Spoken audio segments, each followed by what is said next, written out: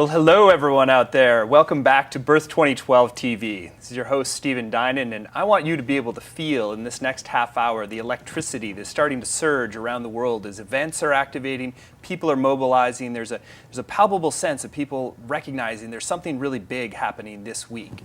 And we're going to hear more about that today with some updates from the field, and I'm also going to get a chance to introduce you to my beloved partner in life and in this work, Devaa. So you're in for a real treat.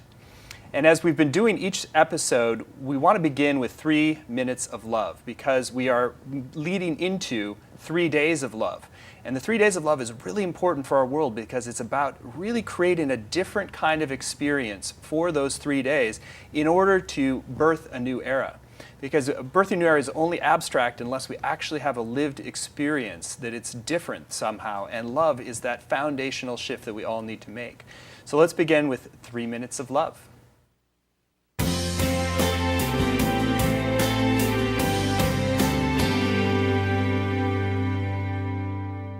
Hi folks, it's an honor to be here with you today. So I'm just going to invite you to get comfortable for the next 3 minutes. Go ahead, and if you're in a safe place to do so, I'm just going to invite you to close your eyes and just start taking a few deep breaths into your heart. And I would invite you to even place a hand on your heart. Sometimes I like to place a hand on my belly as well. Just imagine that you are breathing directly into your heart. I often like to imagine a color, so you can imagine that you're filling up with a color dark red, which is one of the colors I associate with Earth and with the energy of the Great Mother. Just from the base of your spine, imagining that there is a taproot that has dropped deep into the earth and allowing that taproot to be sucking up the energy of the earth into your body, into your being. And just allowing that energy to enter into your body as you're receiving the love, that love energy from Mother Earth. And now imagine from the shoulders and from the top of your head that there's branches sprouting up towards the sky, you as this big tree. And bringing in the energy from the sky now down into your body, into your being. And again, focusing on your heart, seeing your heart being connected to other hearts around the world. So all those people connected to Birth 2012, to this movement, just imagining them lit up like little lights around the globe. And then seeing another ring around that, another ring of beings who might not be connected to Birth 2012, but are connected to this wave, this shift happening on our planet at this time. Just allowing yourself to take a few deep breaths, breathing in that loving support energy. Just letting it nourish your heart, letting it nurture you. And now breathing out your love, sending a feeling of peace, sending a feeling of compassion and love into the grid work, into the network. So just both giving and receiving this wave of love across our planet. Taking a few more deep breaths.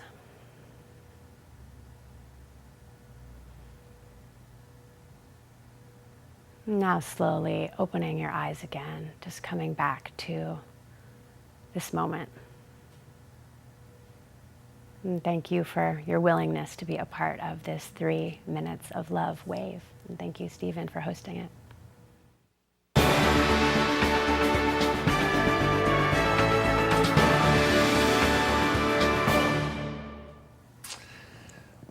Our publicist was commenting that in the first few episodes we have had 5 men, and she was saying, where are the women? And so today we are going into the feminine. And it is appropriate because in many ways the shift of eras is a shift from a masculine era to one in which women are finding their power and their voice and the rightful role in the society, and we're rebalancing our collective, bringing the feminine energy more to the forefront.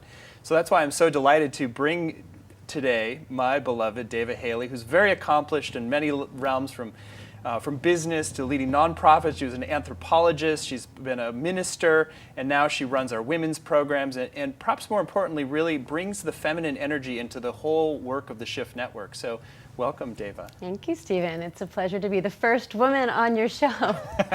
Well, let's begin with just the rise of the feminine, and just if you can speak to that, what you're seeing through your work, and how that's part of this larger birthing of a new era. It's really beautiful. It's clear that there is such a rise happening of women's energy, women's spirituality, women's work around the world, and just the sheer interest that has been expressed for our programs. We went from having, we probably had about 20 or 25,000 women the first year interested in a summit that I was creating called the Inspiring Women Summit.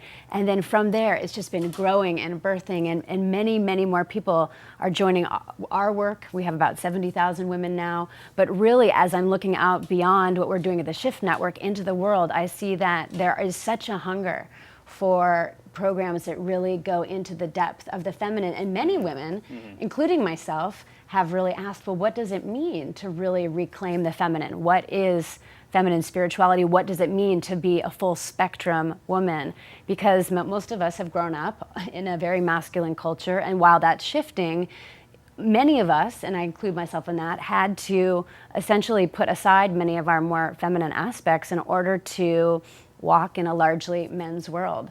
I remember back in being at BCG, where I worked as a consultant, and I would wear a pantsuit and pull my hair back in a ponytail, wear glasses, and hope that maybe no one would realize that I was a woman, or trying to really just didn't feel comfortable in my own skin. Trying to compete in a man's world. Exactly. Yeah, well, I think it's really important that we look at that, like how to bring feminine in all levels. It's not just about women having more political power, business power, which is great and important, but it's like the feminization of business, the feminization of politics, the feminization of how we even view leadership. And so what are the qualities that the deep feminine brings in as we reclaim that? Well, there's many different qualities, and when we talk about the feminine, I just want to first clarify, we're not just talking only about women, we're talking about the feminine in men and women. I heard someone, I think it was Marianne Williamson, made a great quote saying, women are majoring in feminine and minoring in masculine, and men are majoring in masculine and minoring in feminine. So we all have both of these poles. And in the programs that I work with deeply, we look at all different aspects of the feminine. There's 13 different archetypes or aspects that we explore really deeply, but some of the qualities include, first of all, your presence. What is your radiant feminine presence, and just the depth of who you're being in the midst of all we're doing in the world? Who are you being, and what is the level of radiance you can express, the level of joy you can express? There's qualities like compassion. There's also qualities more like your more sensual feminine. That's connected not just to your sexuality, which is oftentimes what we see in the TV world or on movies, but really just your own enjoyment of the senses. So really letting yourself just enjoy the feeling of the water on your skin in the shower, or really letting yourself smell deeply the scent of an essential oil or of dinner cooking. Right. And then there's the fierce feminine, which many people think of as more masculine, but I've heard it described often as the mama bear energy. What is that energy that's fierce, that's willing to speak her truth, not in a way that's labeled as, shouldn't probably say some of the words, but it can be, that energy can be labeled and pretty negatively. But to be in that strong, fierce feminine where you're willing to stand up for what you believe in, you're willing to really speak your truth and to reclaim all these different parts of ourselves. So there's many different What flavors. strikes me is in the patriarchal era, basically, it's like women had a much narrower spectrum available of role models and archetypes and energies that were permitted. And then that is going to compromise the health of the whole. And so you get this kind of overbalance of masculine kind of dominating a more narrow spectrum feminine.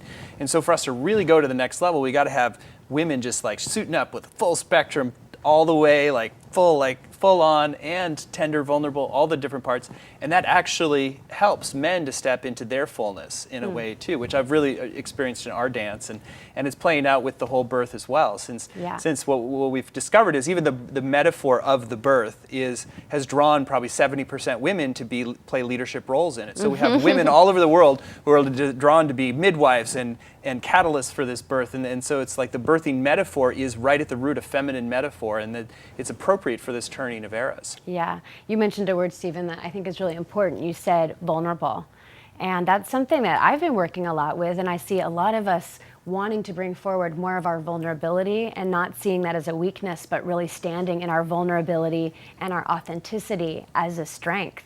And that's what allows people to really relate to us. So whether we're, on this TV show today or out in the world, to really reveal, like, wow, we're humans having this spirit, or these spiritual beings having this human experience, and how can we be willing to share some of the things that maybe people aren't always talking about, the harder moments, the more painful things, and in that really revealing our humanity and giving other people permission to be deeply human as well, which I think is something that people are starting to get a lot more comfortable with. But that's one of the things I noticed. I did a few articles where I was pretty revelatory about things in my own experience. And recently, those have been the things that people really want to talk about, or people really noticed or said, wow, I was surprised and so delighted. About getting fired, about, about some of those things. That was actually kind of a funny story where I was practicing. I was doing a practice video of a moment that I felt was one of my more embarrassing or humiliating moments in life, was, getting fired. And then somehow that video ended up going on YouTube, and I was kind of horrified at the beginning, and then suddenly I started getting this flood of emails coming in from people saying, I so appreciate your willingness to talk about this. I had a similar experience, and I got way more feedback from that than I did from any of the things I put out there where I've showed a more polished side of myself. And so I realized, wow, people really want to know that their humanity is okay, and that all of us have these moments, and really to look at how are we growing through those moments? How is our life and our soul providing a curriculum that we're really growing through? Well, it strikes me also as we've been talking a little bit more about the planetary birth, but it's every one of us has to go through that birthing into a new us. Exactly. And so when you bring it down to the particulars, it's like we have to get really vulnerable about where we've been hurt, where we've been blocked, where we've been stuck, our failures, because that's the curriculum that we've gone through in order to blossom into the next stage. So if we're BSing about that, if we're hiding it, we're not actually going to be able to be real in opening to a new way of being. Exactly. Yeah.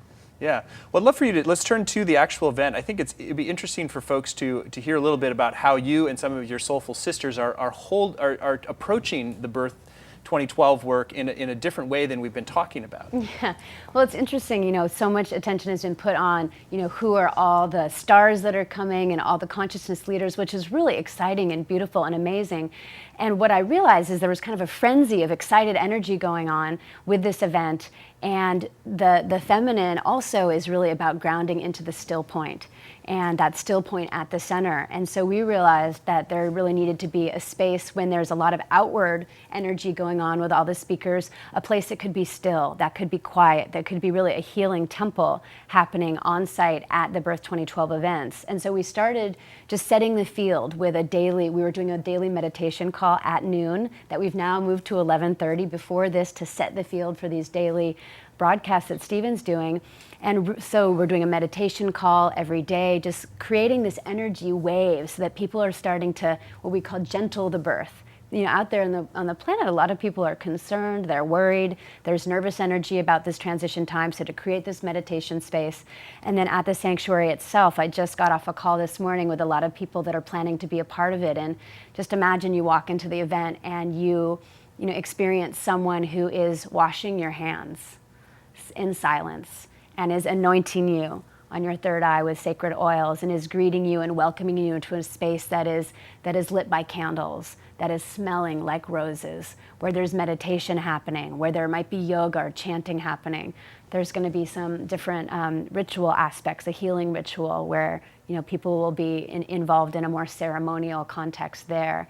And so it's a way for people to really engage with all that's going on, and then to have that inner time where we can sit in quiet and stillness and retreat, so that there's a way to metabolize all the exciting things that are going on. Right, and it just brings up the point that also around the birth in general, sometimes people feel obligated, I have to create a big event or do something big, that actually being in a really deep, still, receptive, open place could be part of the largest gift to this collective field of love we're creating. Yeah, and so if you're not already going to an event, I would encourage you to consider starting something in your living room. It doesn't have to be a huge thing. It could just be you and a group of men and women soul allies, as we like to call them, just sitting in silence, in meditation, and just sharing your hearts. What is it at this time? What's your intention? What does the birth mean to you? What do you want to bring into the world at this time? Let's shift gears a little bit. Okay. And you're not only a teacher of women's work, but you're also a musician, which I love, and it's been beautiful to watch you blossom in that. And you're going to be performing at the gala event, which is really exciting for me. That I'm kind of bringing the masculine, you bring the feminine in with your song and this beautiful dance, and right after I talk. And so I'd love for you to share a little about that and show a clip from the video you just completed this week. Okay. Say a little about it first. Well, so this is a video that we'll be showing in just a moment. We'll show you a brief clip, but it came actually at one of the retreats with Barbara Marx Hubbard. I was staying actually in the same, close to the same hotel room I'm staying in right now, and I was in this retreat with Barbara all day, and obviously she's always talking about birthing and consciousness work. And so I actually had to, this song started coming into my head at night, and Stephen was asleep in the bed next to me, and so I had to keep getting out of bed, running into the bathroom to turn on the light to write down the lyrics of the song. I have a little iPhone, so I'd be recording in the bathroom, then I'd crawl back in bed, and then suddenly new lyrics, a new verse would come. I'd get out of bed, go into the bathroom, write it down. And the song is called Birth of a New Way, and it's really a lot about what is it that we're bringing forward. You know, one era is ending and a new one's beginning, so this is in honor of birthing. Well, let's see a clip. All right.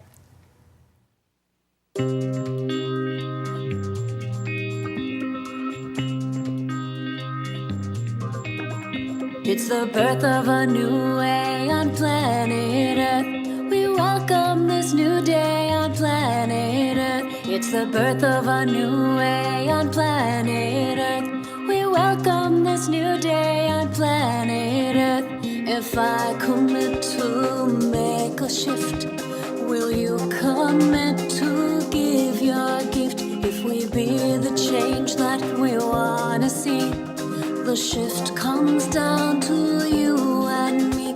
It's the birth of a new way on planet Earth. We welcome this new day on planet Earth. It's the birth of a new way on planet Earth. We welcome this new day on planet Earth. If our ego moves from the driver's seat, our essence reveals a sacred love so sweet. As we join together in synergy, we're invited to live our divinity. It's the birth of a new way on planet Earth. We welcome this new day on planet Earth. It's the birth of a new way on planet Earth. We welcome this new day on planet Earth. We are the ones we've been waiting for, but we're not waiting anymore. The time is now and we are here. Embrace deep love, releasing fear. Embrace deep love, releasing. Love it. Rock and You just work. saw that video I know. last I night mean, for the first you time. did such a great job with that, and it really speaks to just the full spectrum feminine we've been talking about. And it's a sneak preview. It's not even out there yet in Yes, the a world, so sneak you're seeing preview. it You're first getting it first. here. Yeah. But let's. We only have a couple more minutes with you. I also want to bring up something that was really significant that we saw a touch of in there with Sequoia doing a little water blessing. We participated in a ceremony with Indigenous elders, and we'd love for you to share about that. It was really beautiful. We were in New Mexico with grandmother Flor de Mayo, one of the 13 Indigenous grandmothers, and what was so amazing was the men, the Indigenous men, as we were asking them, hey, what is this change all about? End of 2012, new era, and Don Alejandro, who's the head of the Mayan people, said, well, the biggest change really is the shift from masculine leadership to feminine leadership. And they created this whole ceremony that Stephen took part in, and they had created a staff that was literally to transfer the power from the 5,200 years that men have been leading and ruling, and they gave the staff and said, now it's the women's turn. And each woman who was present at the ceremony was given one little piece of string that's been wrapped around this staff, and they named each of us as clan mothers, saying, we really want you now to go forth and tend to your clans, and we're going to support you as men. And they did a lot of, we forgive you for, or we're asking you to forgive us and to, heal the wounds and to heal the Inquisition. And it was really, really beautiful. I was surprised, not expecting it, but the ceremonial transfer of power was really, Very, very really beautiful. important. Yeah. So I think as we're entering into this window this week and we got all the buzz of things happening around the world, just remembering everyone out there to anchor in the feminine in ourselves and to that deep stillness out of which this new era can be born, gentling the birth, to use your language and Barbara's language, and to really honor that it's a sacred moment of marking the restoring of the harmony and balance between the masculine and feminine as well. Yes, it is. So we're all a part of it, and thanks for doing your part out there as well too. Great. And we'll now go into some updates after a little break.